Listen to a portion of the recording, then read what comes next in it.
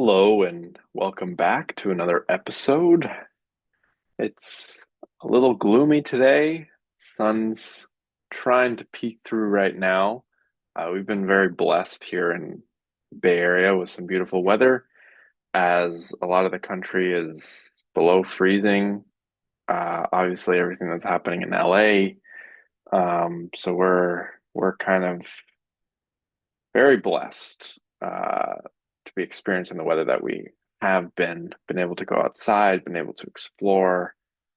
Um, so that's been lovely. Hope everyone is having a good start to the new year. I know I definitely am, and it's a kind of a time of emergent possibilities in January. There's always that feeling of um, what's possible, what's ahead, what's exciting. Um, and today I wanted to make a video about something that I have been thinking quite a bit about recently, and something that I got to discuss at length with everyone over at the Net, hosted by OG Rose, which is an online philosophical communication group, you could call it. Um, and that topic is dreams. And why do we dream? Um, why do we dream, specifically the things that we dream in a given dream?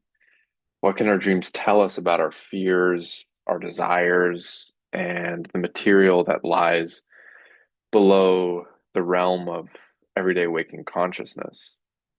Um, and what do we make of the dreams that we dream in waking life?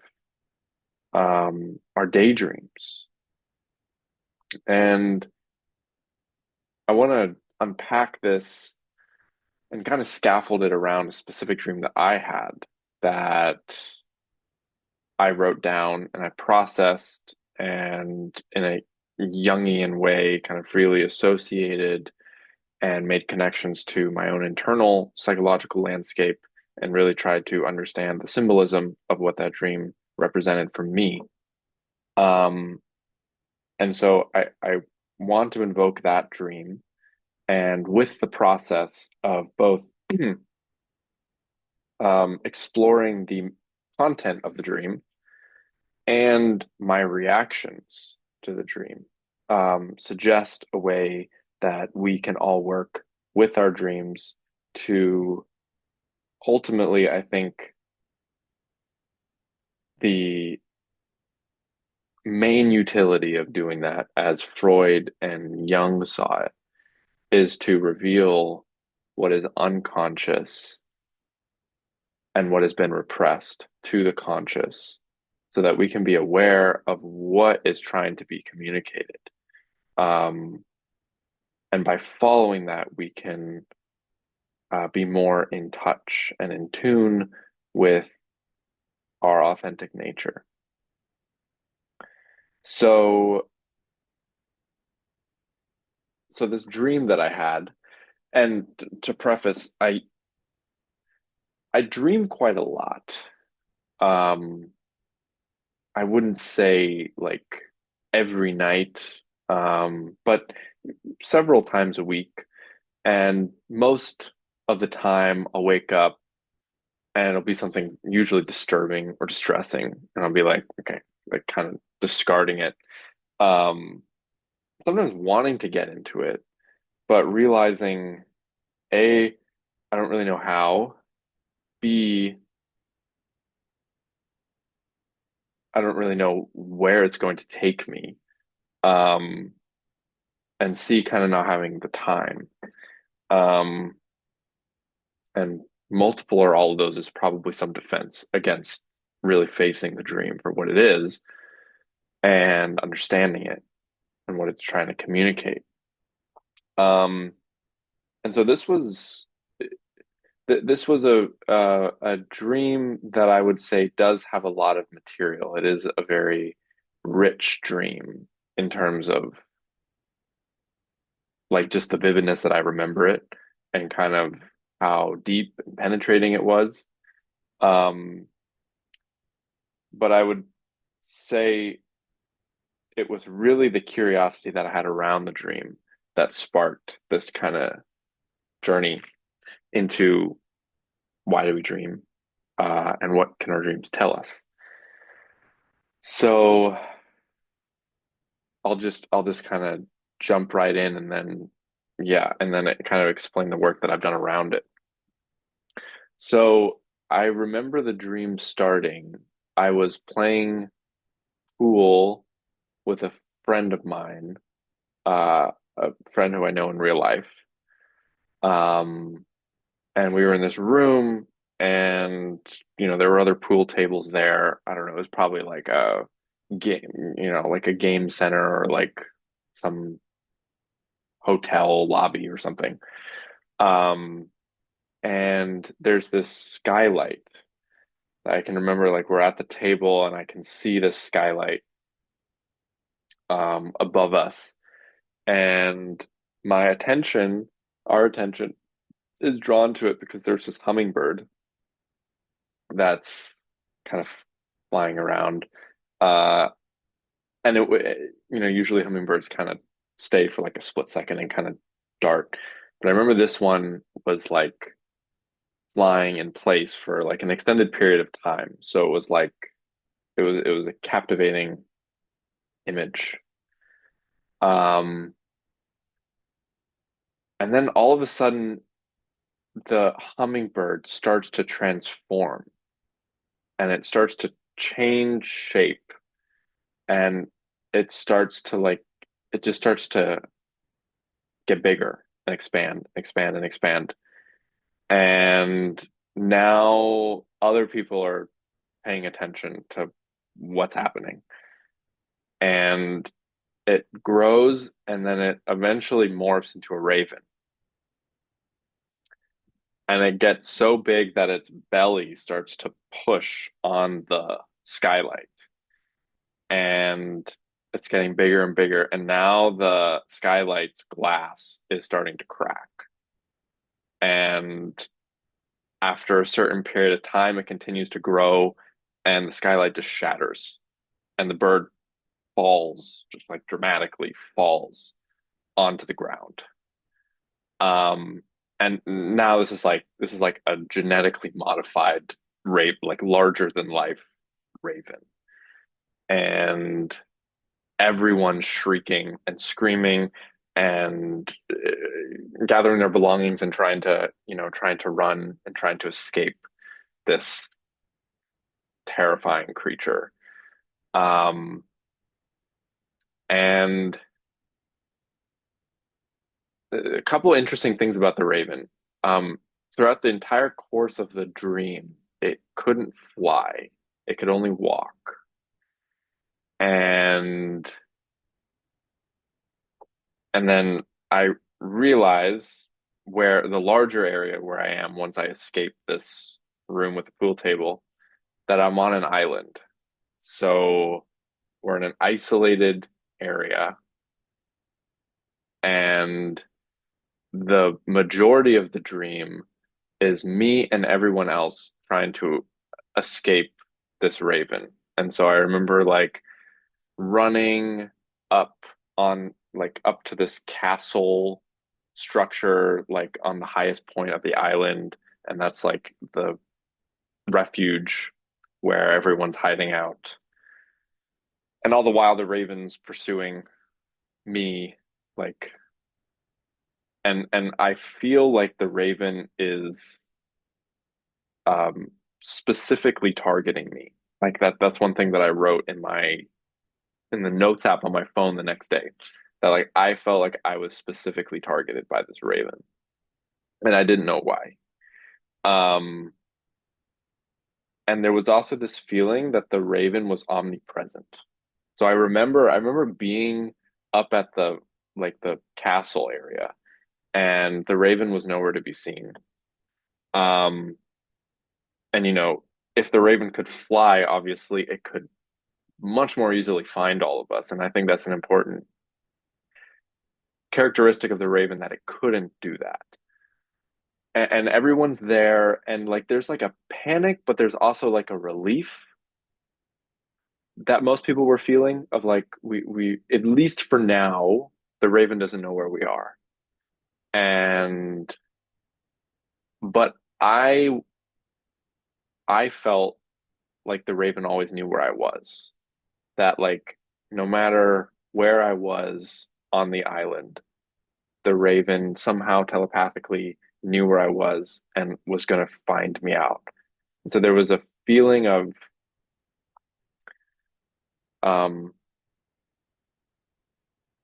intrusion and like an all-knowing quality of this Raven. I compared it to like in Harry Potter and uh, Star Wars. Both the protagonists, Harry and Luke, um, can sense can sense when the antagonists, so Voldemort and Darth Vader, they can sense that they know where they are at any given time. Like there's multiple scenes in both movies where like I remember like one of the last scenes of The Last Jedi, like um where the rebels are trying to invade the Death Star and they're trying to pose as Imperial, and Luke is like, no, Darth Vader knows that I'm on this ship, and he could feel him. It was that feeling. There was, yeah.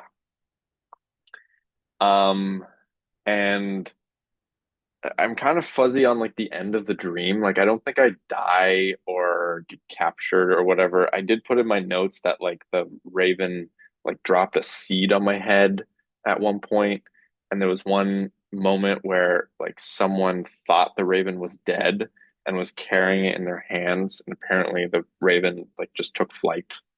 Well, not took flight, but yeah, not took flight because it can't fly, but like it wasn't dead. It was revealed that it wasn't dead. Um, and I woke up and I was like, I just there was just like something about like some like possessive quality about the dream, something about just the fear around like especially like I have a vivid image of that hummingbird changing into the raven and just like how terrifying and mystifying that was. And I was thinking about it for a couple days, and then like a few days ago, I was walking down a street and I saw like just the head of a dead, I think it was a crow because the beak was shorter than a raven, but it was just the head of this dead bird, and that was really strange. And then I started to think more about, as I was starting to freely associate like symbolism of the hummingbird and the raven, specifically the raven, this back to Edgar Allan Poe, like, and even before, like this image of death and of kind of morbidity and um, you know, macabre, like just the that kind of dark quality. Um, And I began to think about like the poem itself, The Raven. And I've read it multiple times, and I've actually done like philosophical fellowship exercises around The Raven. Actually, I think the first time I ever did philosophical fellowship, which for those who don't know, uh, uh, it's derived from the Christian practice Lectio Divina, where basically you pick a passage from a text and kind of commune around it. I think that was the very first time I did that was with the Raven. And I was going back to it and the tapping on the chamber door, there was like the tapping on the skylight of like it announcing its presence and then it just bursting through. Um and so I was doing all of this, and then earlier today in preparation for this video, I was um like looking at like formally in a Jungian way how to work with dreams. And I found this article that this guy wrote analyzing a dream that he had, and he was relying on the work of Robert Johnson, who is a prominent, Jungian psychologist, has written a lot about, feminine and masculine archetypes with his books, He and She, and We as well. And he wrote a book called Inner Work, in which he outlines a five-step process for working with dreams. So the first one is writing the dream down in as much detail as you can. And trying to do that as soon as possible when the dream is still fresh in your mind, which is what I did. And the second is to make associations. So any word that comes up, um, around the dream. So that can be literal, like sensorial experiences. So what it felt like, what the area smelled like potentially, what you were hearing, things like that, and also more symbolic. So what do you think certain characters represent? If if this character isn't someone that you necessarily know, who could they represent? What idea, concept could they represent? And then the third step is connect the dream image to what's happening internally. Um, Fourth is to interpret the dream, and the fifth is to make a ritual around the dream. And so when I was freely associating for the raven, I wrote represents death, destruction, horror, capture, omnipresence, intrusion, violation, and terror. And something that I also wrote in my notes the day after the dream, I just wrote this sentence, I just had it in quotes, that said, "What appears on the outside isn't the truth." And so then I was like, okay, what does that mean? Like I don't know. It's been like 2 weeks since I've had the dream, so like I was like trying to put myself back in that place and understand like what I was what I was trying to kind of maybe get at there. And and I was thinking, and this whole time I've been framing the Raven as like an external force. Uh, maybe with my father, right? Like there was this feeling of not being able to escape your own self, that someone was going to find you out for the misdeeds that you've caused. And that was definitely a feeling that I had growing up, was this constant sense that I was being surveilled, and that like I could never be, not that I was like this conniving like liar person, but like that I could not do anything without it being found out. And so that was kind of how I was starting to interpret the dream. And then I was thinking, and I was like, okay, maybe that's maybe true. But I remember reading in this guy's article that if your dream analysis conclusions either are self-congratulatory and or self-inflating or blame others, it's probably not correct. And so the idea being that dreams are ultimately about you. And so I don't think that that first interpretation was blaming my father per se. Um, I mean, those things really did happen, and like there really was that feeling. But I was like, what if I, instead of just doing that kind of analysis, um, took every character to be a representation of myself? And that was interesting. Like that was interesting to try on. Because then I was like, the Raven is an aspect of me. What appears on the outside isn't the truth. Maybe I would like just put one more word there. What appears on the outside isn't the whole truth. That there's this outer layer to myself of the hummingbird, of the graceful, elegant, beautiful, universally adored, mesmerizing, whatever presence that everyone is captivated by, that's pleasing to the eye. And then there's this other layer that's grotesque, that's um, off-putting, that's maybe violent, um, and and and is my own voice of condemnation and exposure. Like like even something as subtle as like me choosing to have, the proverbial donut instead of the orange.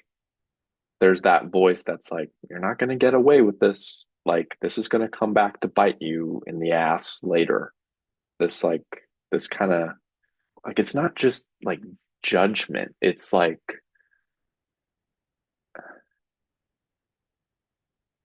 I mean, I guess it's kind of like judgment in the like the religious sense of like you're gonna have your final judgment one day. Like, you know, the the fate, like the fates will be keeping score. Kind of like that feeling of like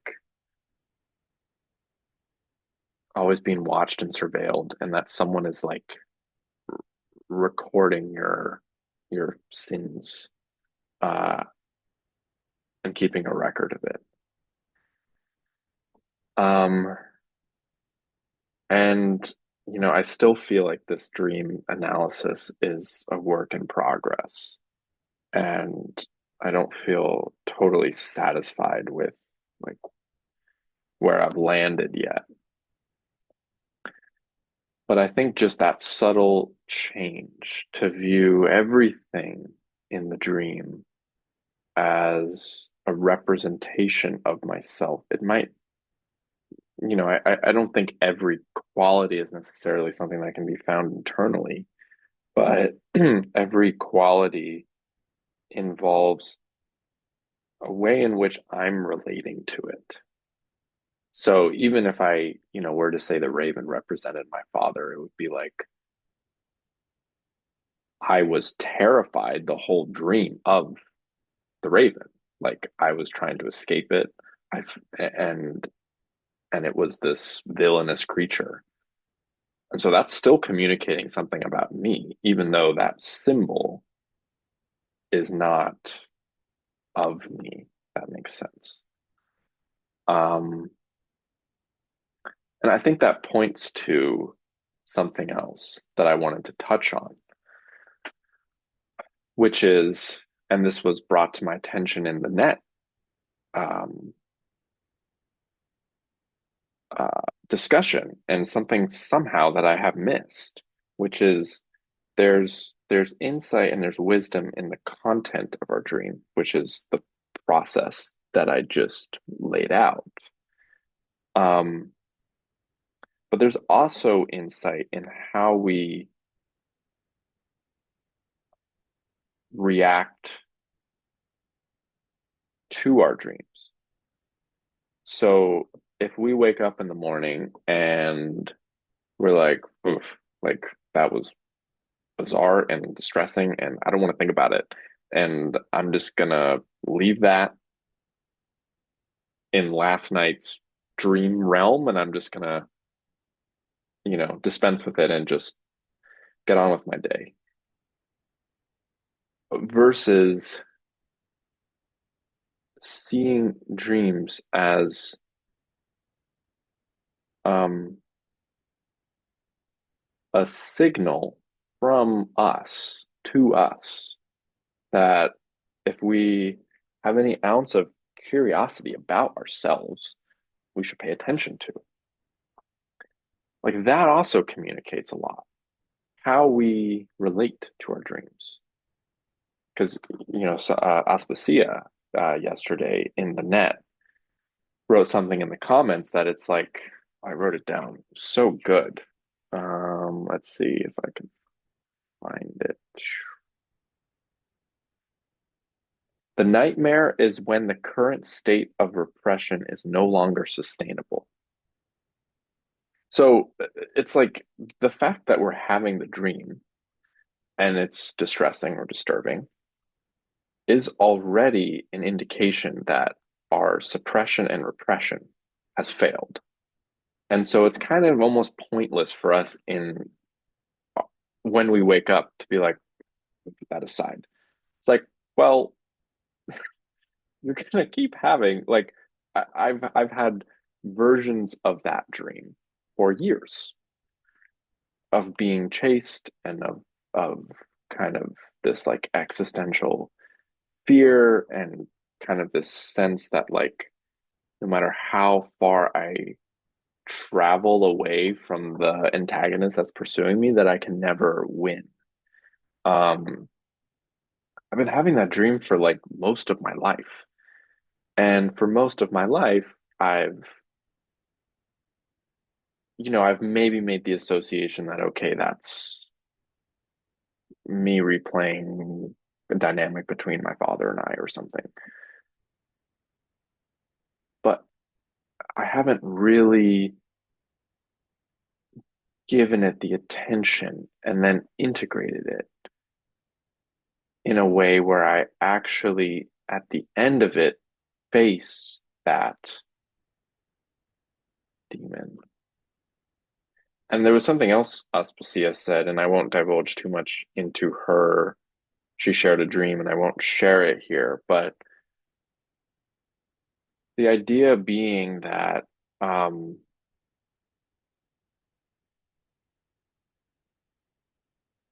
often dreams where there's a violent characteristic, either in us or in someone else, there's the kind of obvious and I would say easy move to externalize that to someone else. And that hasn't really gotten me very far. Um, I've noticed. And I think it's because that violent demonic raven in this sense is as much living within me as it is in the other. And I think that's the real insight of dreams.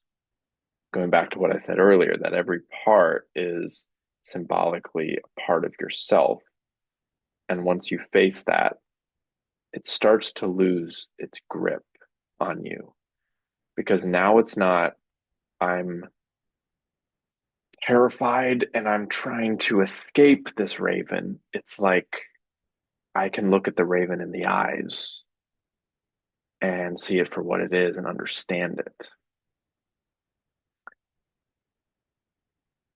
And so that's what I would suggest as I bring this video to a close, that in, if you want to go through those 5 stages of the the dream analysis, or you know find a different model that works for you. Um, I think really playing with how how do I relate to all of these characters in this dream? Like go just beyond kind of labeling it as, oh, that's my mom, or that's so and so, or that's this dilemma, this conflict that I have in my life. That's a great first step. I think that's the kind of making association step. But then the next step is connecting the dream's image to what's happening internally. So it's that's when you really get into the relationship, the field, the energetic field between you and all of these elements. And in that dream, it was clear for me that there was, the entire dream, I would say I had my back to the raven because I was running away from it. And what would it mean to turn around? Like, what would that what would that require from me? Um, and that's I think that's the thing that I'm going to continue to be playing with. Um, because I'm on this journey too of like understanding what does it mean to be a man. And I think in every man's journey who goes on that journey to really understand, inevitably he has to come to terms with his own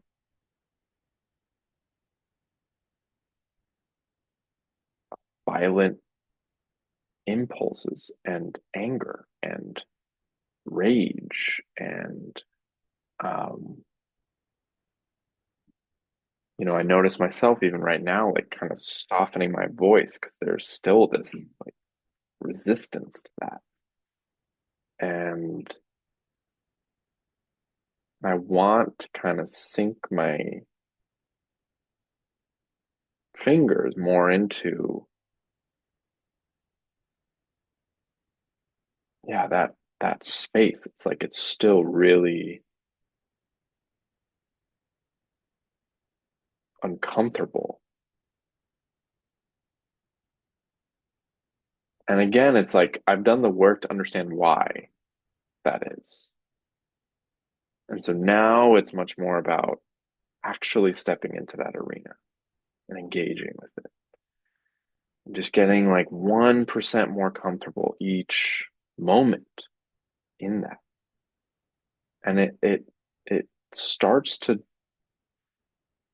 it starts to dissolve the weight and the kind of gr grandness of the monstrosity that is your own um your own eye of the storm within you.